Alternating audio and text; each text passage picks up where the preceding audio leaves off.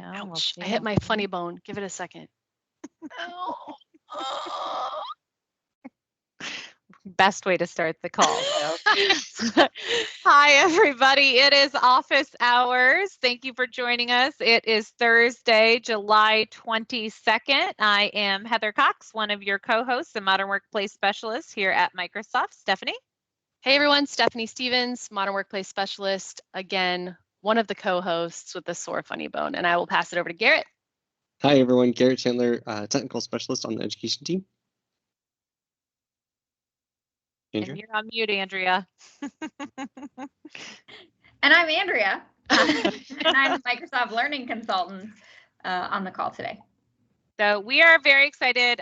We decided as a team that once a month we wanted to do a What's New in Microsoft EDU session to pull in some academics and some IT. So Andrea and Garrett are going to give us this amazing information. So we will turn it over to you, Steph, and I will back off, and it's all your show. All right, give me just a second and I will get the screen share up. Let me know that you guys can see it. Hopefully everything is working on my end. Got it. Perfect. So what we decided to do, Garrett and I decided to talk about features that are coming, and then also talk about the IT implications on the backside, so that you see the features that your teachers and your professors and your instructors are going to need, as well as what goes on the backside that needs to happen from a technical perspective. So we're just going to talk through, we've got quite a lengthy slide deck, but they're all pretty quick, and we'll leave this behind with Heather and make sure it gets out to all of you guys.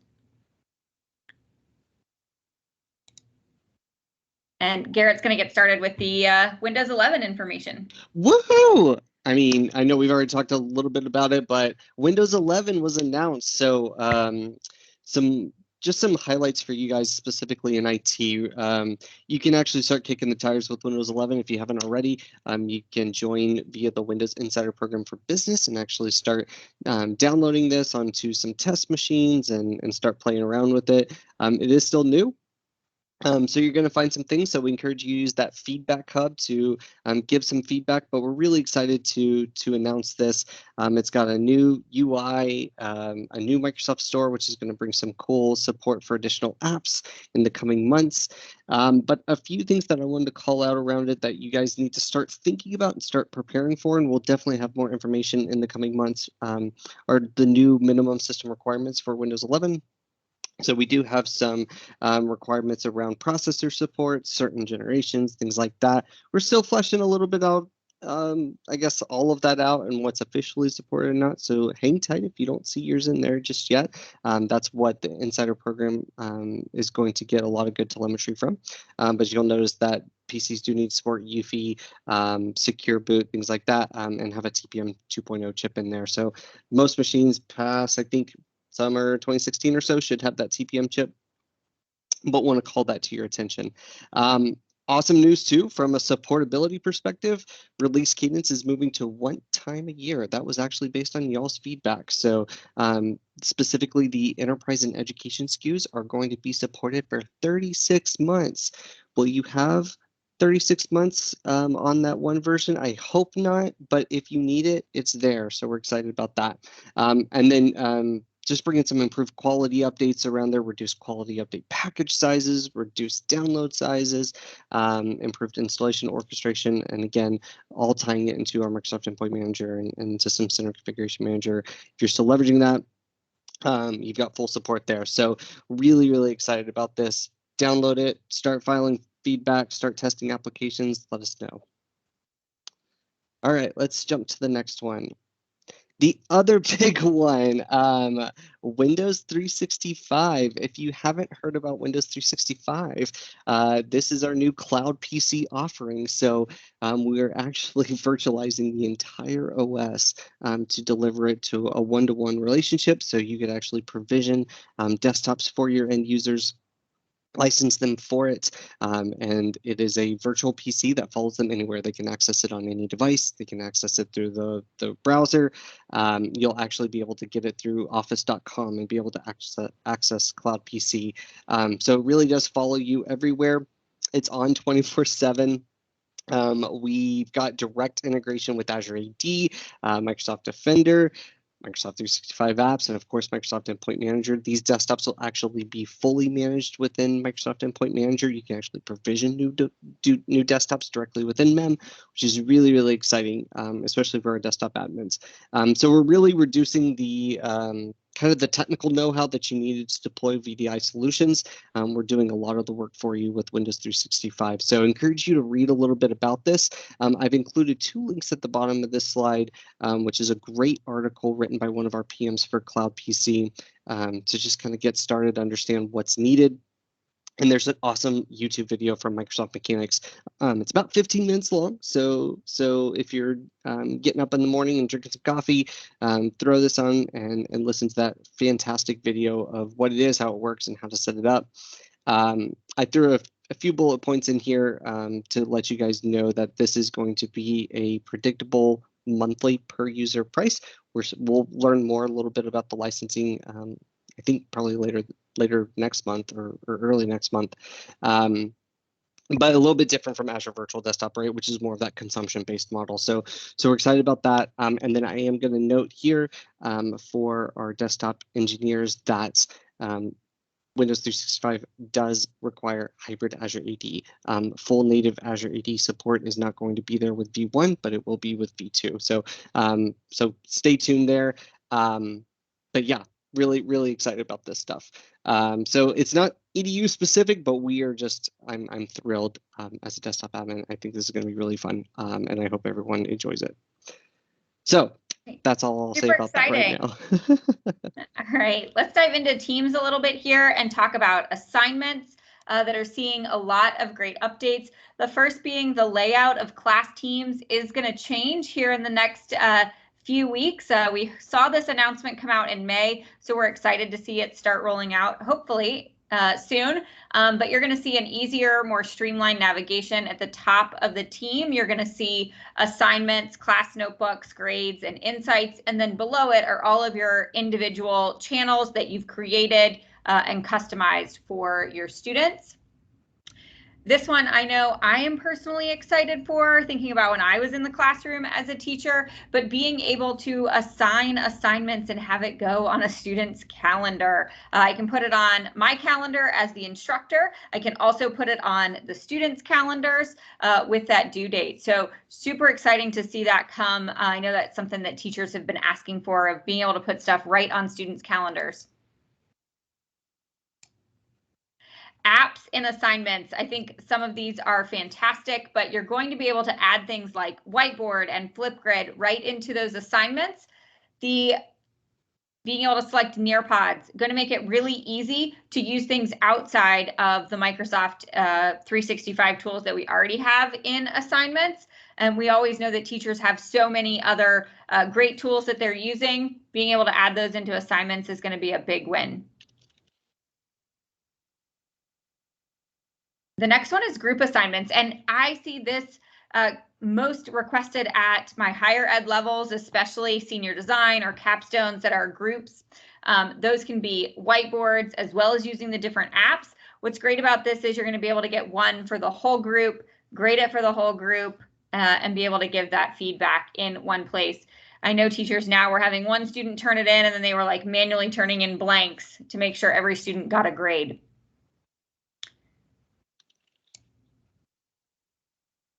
It's clicking over. There's a short video on every slide, so it's taken just a second. But you're going to be able to add video recordings, so that this is going to be great for our younger students, especially, and those accessibility needs to hear right from the instructor, making sure there's no confusion on those assignments. You're going to be able to do that right from Teams. You're just going to add those video instructions. All of that's going to be right under the instructions row on your assignments page. You've seen a couple examples of this one as we've shown you some of the other things in those apps, but being able to add a whiteboard canvas right into an assignment, this is great if you want students to work out problems, to diagram, and to really break down information in a whiteboard environment. Also works in those group assignments for that group whiteboard and ideating.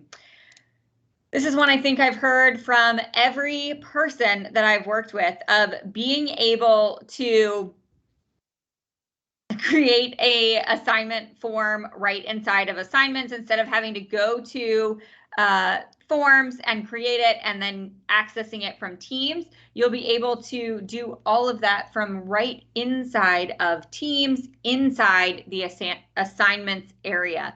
So super excited. You can still link to forms you already have created, but you're going to need that. You're going to want that ability from right inside Teams as well. I see a couple questions coming up about school data sync and the things to get students in these classes, and Garrett's got a slide on that in just a few more slides. From the mobile app, if students are using their mobile app, they're going to be able to add a picture right to their assignment, so they won't have to load it to the computer and load into Teams and select that file. You can do it right from the mobile device, whether it's a mobile phone or a tablet.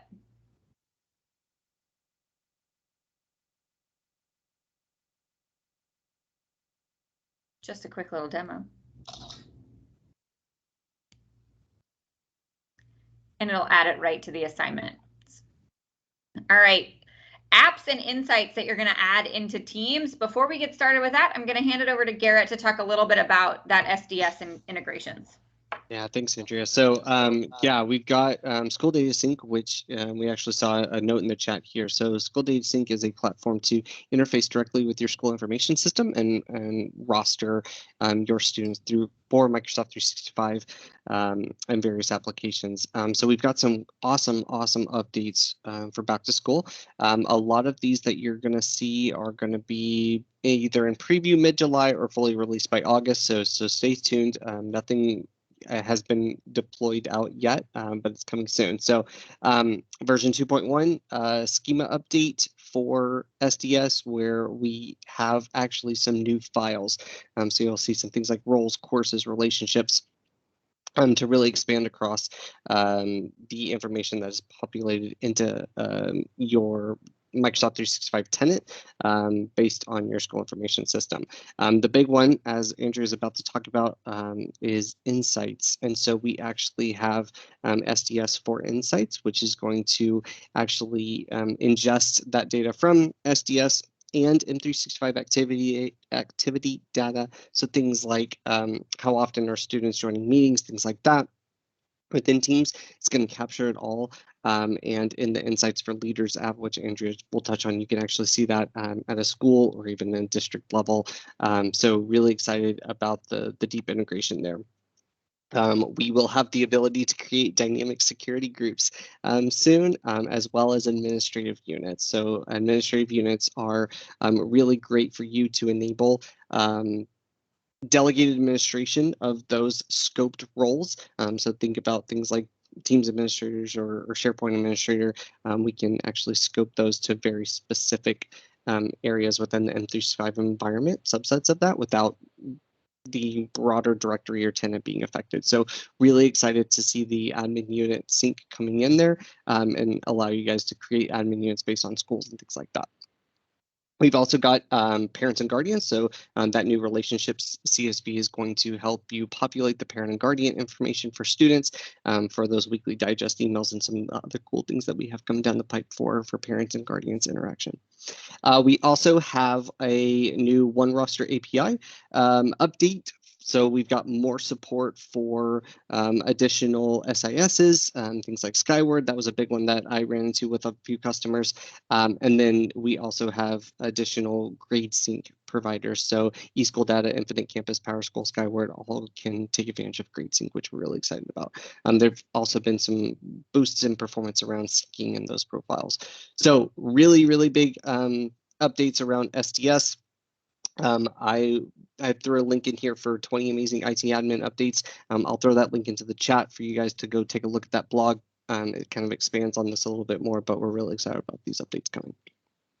I know School Data Sync is absolutely one of the most talked about things in all of my sessions, and how well it's going to be working this year. So once you've got that School Data Sync in place and that all working for those class teams, having the Reflect app integrates into Insights as well. And this is a great way to get your students on that SEL level, having them respond regularly to what's going on in their lives, checking how they're feeling today, and getting that. You can set it up to however often you want it to repeat, and it will populate right on the team. And then you're going to be able to see those results and that graph over time. And that data is going to be captured into your teacher and leader insights. In addition to that, class notebook, so that OneNote class notebook that's generated when you've got a class team, is also going to have insights built into the Insights portal. So you're able to see how students are engaging, where they're engaging within the class notebook, within the team, what meetings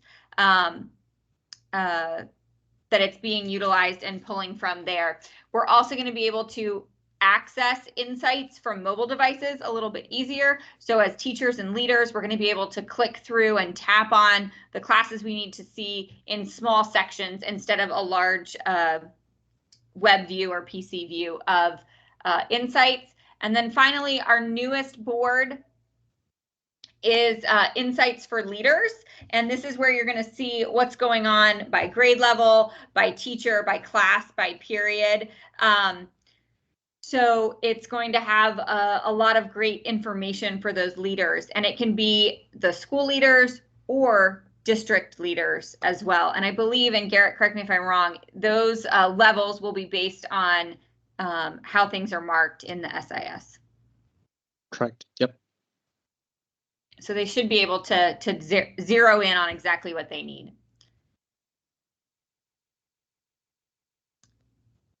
The LMS integrations. Garrett's going to do most of the talking on this one, but we are excited to see Teams and Canvas are partnering, and that integration is working now as it's starting to roll out. And you're able to easily, from within Canvas, click on the icon and take you right to that Microsoft team, and vice versa, get back to Canvas from Teams really easily.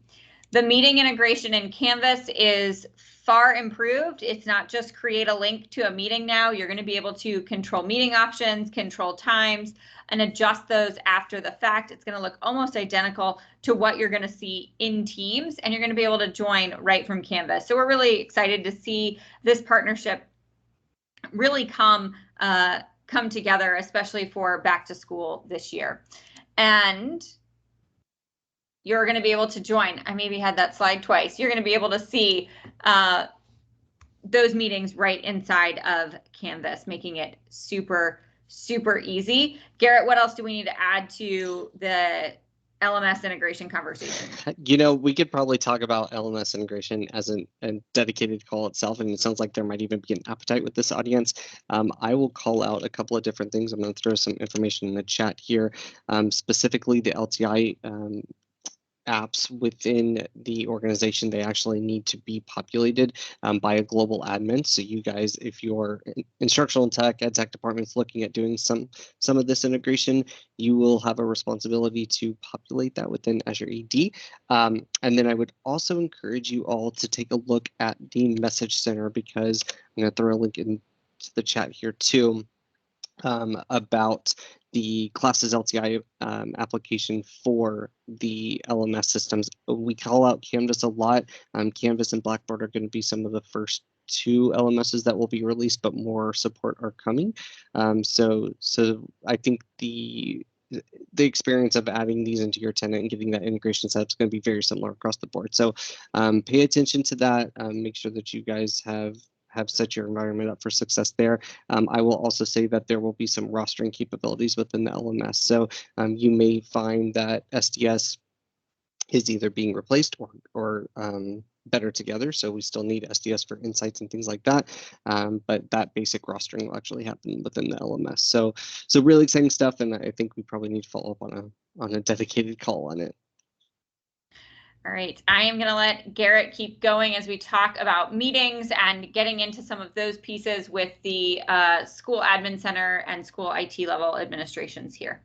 Yeah, thanks, Andrea. So just kind of doubling back to some of the SDS updates, we talked about new things like the administrative units capabilities. One of the things that we're doing is bringing an updated M365 admin center view for school IT. So being able to see specific teams without actually having access to the team's admin center and being able to manage those and delegating. I'm seeing lots of applause right now. That's really exciting to see, so that you can delegate some of these administrative tasks out to the additional, if you have distributed IT models within your university, or K-12, if you want to allow school techs to be able to do these things, will have support within that view, and it does respect administrative units. So again, just giving you guys better delegation capabilities.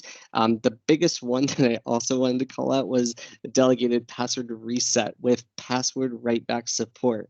So inside the M365 Admin Center, if you're actually resetting a password for a hybrid identity, right? One that's both on-prem and in Azure AD, and you've got password write-back enabled, you can now successfully reset that password within the M365 Admin Center, which I'm stoked about. It's the little things, right? So so really excited about these new enhancements coming to the M365 Admin Center.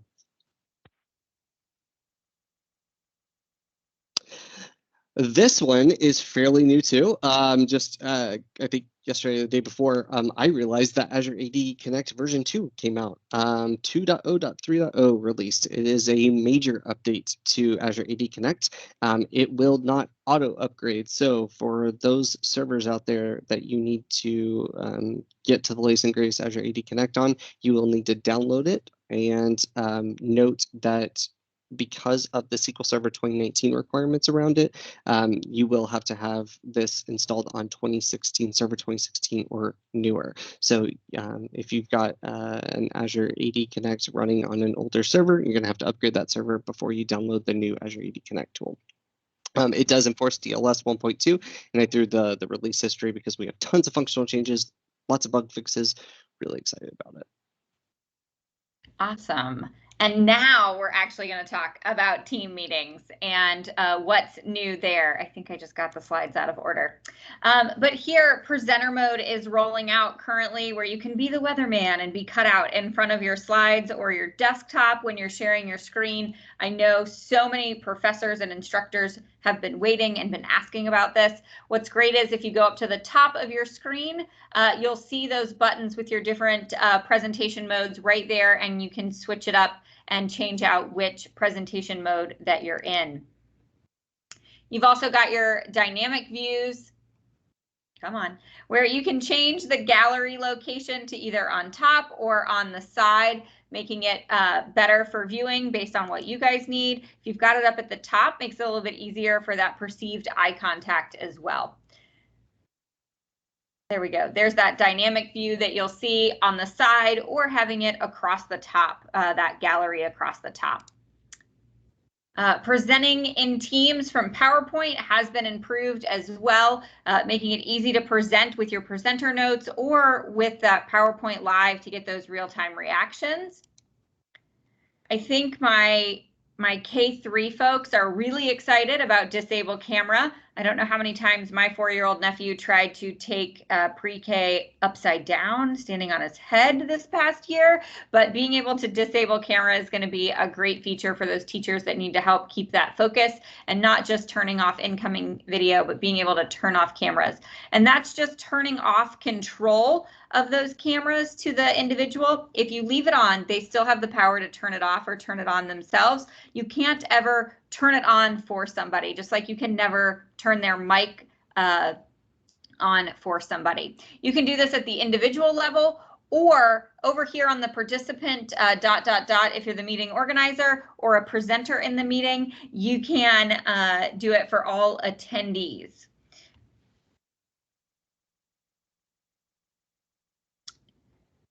Great new features, and I've seen many of these. Timed rooms. So when you're in your breakout setup, under the ... next to breakouts, you can actually use the timed rooms features or recreate your rooms if you need to, and move participants around while rooms are open. That is working great as long as you have that automatically move people into their meetings as needed. And that timer is up in the upper right-hand corner, just like you see in our meeting currently. It'll be there, but it'll be counting down instead of counting up. Soon you're going to be able to add forms in channel meetings, these meeting extensions. This is the one thing that I have been waiting for it to come to channel meetings and excited to see it coming. It's been in standalone meetings for a little bit now, but being able to use the quizzes and forms in channel meetings during meetings so that that pops right up in the middle of the screen. You don't have to go the back way to get it into the chat. This is great for engagement in classes and getting real-time feedback. We know that one of the best instructional strategies is to summarize every 7 to 8 minutes and check for engagement. This is a great way to do that, and now you can build it out ahead of time and be ready to just launch those when you're ready for those questions to go in class. Even if you wanted to create on the fly, you can do that as well by creating new, and it will show up at the top of your meeting in those meeting extensions. The plus sign will be there to add it. Live cursors in Whiteboard and many new features coming to Whiteboard. I know that Ian and his team have been rolling out all kinds of blog posts with great new features coming out. I love this ability to really see where folks are working and what's going on the whiteboard during the meeting. This is one my higher ed folks asked me about PowerPoint the other day, and I thought, oh gosh, I haven't used that feature in a long time. But the laser pointer in PowerPoint, and now it is coming to Whiteboard.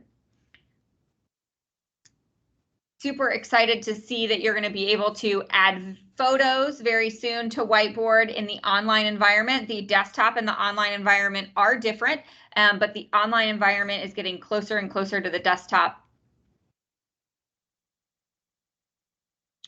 Kevin, will Whiteboard record now? I have no idea. Honestly, I haven't tried, but I did a session on Whiteboard this morning, so I'll go back and look at that recording and let you know. Team meeting updates. This is one that I'm super excited about because I do a lot of trainings, but it supports up to 1,000 interactive participants, meaning that 1,000 people can interact in the meeting with video, camera, and audio, as well as the chat. And up to 10,000 can be view only, which means once that 1,001st visitor or attendee joins the meeting, they will be able to view only and listen and see the content. And those are the big updates to team meetings. I'm going to let Garrett talk about how to make sure you've got this enabled correctly. Yeah, so there is actually a PowerShell module that you can go and enable so that the streaming attendee mode, that's what we call it, is enabled for these meetings. So you can see up at the top, if we just call set CS Teams meeting policy and then call your specific meeting policy, just set streaming attendee mode to enabled. That should actually enable that for everyone that's got that meeting policy assigned to them. So should be fairly straightforward, but there is not, at least last time I checked, there's not a correlating setting in the Teams admin center just yet. So you will have to set it via PowerShell.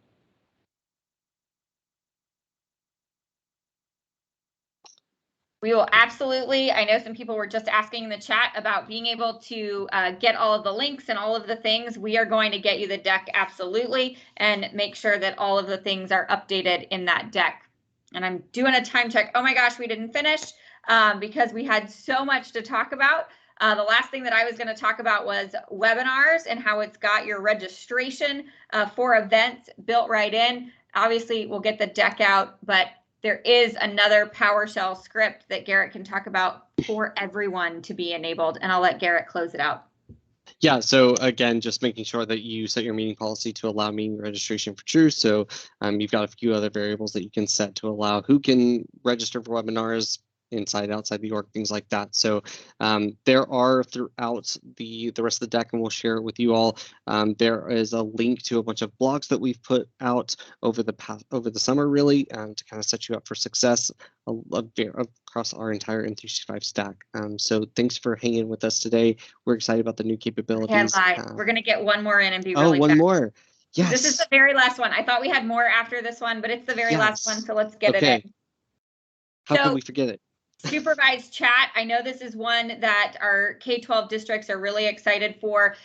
Supervised chat will not allow student-to-student conversations to happen, meaning a student can't start a conversation in chat with another student. Teacher-to-teacher will still work, and teacher-to-students, individual or group, will work. And that is also a PowerShell script included here. Garrett? Yeah, actually there you can do this via PowerShell or the Teams Admin Center. To be able to set this, you've got a couple of different permission roles, restricted, limited, or full. Again, just like Andrea showcased, you can get the behavior that you're looking for to ensure that students are chatting with who they're supposed to be chatting with and not with the people that they're not supposed to be chatting with. One call out is that this will take effect from the moment that you set it. It will not go back and alter previous meeting chats. That functionality is hopefully coming soon. We'll keep you posted there, but it is a set from here on out policy. You guys killed it. That was a lot of information, and thank you, community members, for being active in the chat, because what that did for us is that it really highlighted what topics we need to focus on going forward, and that is so helpful.